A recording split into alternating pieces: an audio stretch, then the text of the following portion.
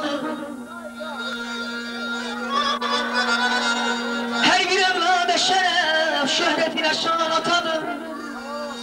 Başa taç, qəlbə fərəc, təxt-i Süleyman atadır.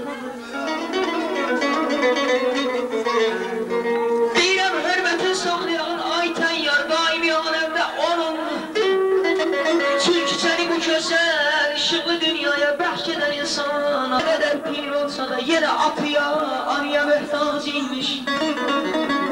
Bakıya öz yeri vardır atanın evladı. Nə qədər atsa da evlad, yenə sultan atadır. Ay aman, aman ay qalbi.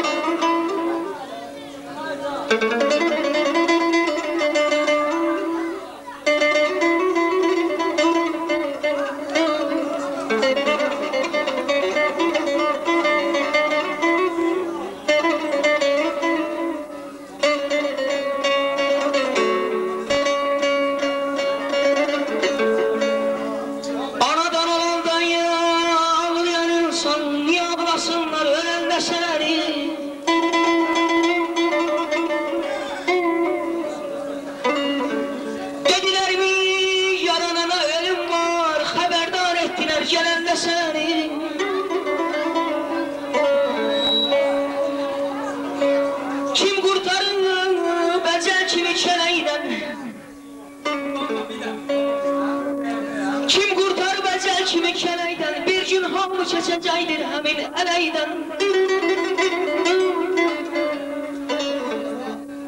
Mən bilmirəm nasıldır fələkdən, peşiman edəcək güləndə səni.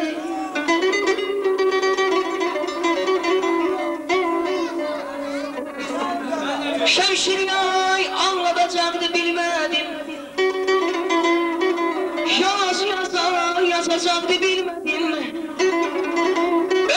Yazacaqdı bilmədim.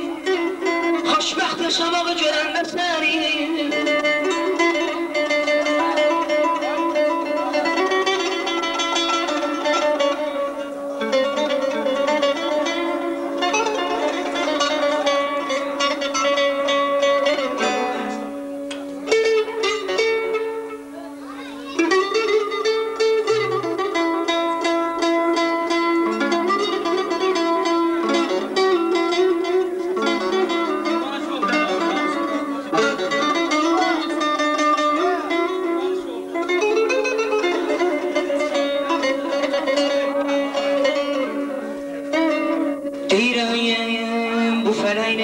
Atasan şeş-beş verən zəhrin ola.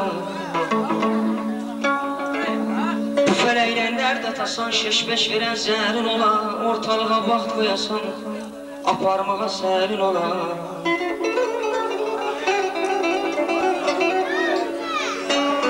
Söz yığasan demək üçün, dost tutasan kömək üçün. Ay belə bu dünyada yemək üçün, ağlı huşun dərin ola. Görüm səni alcıyəsən, yaman gözəl gəlməyəsən.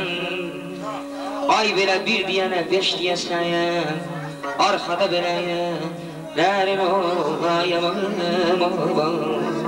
Aman ayda dedi ya.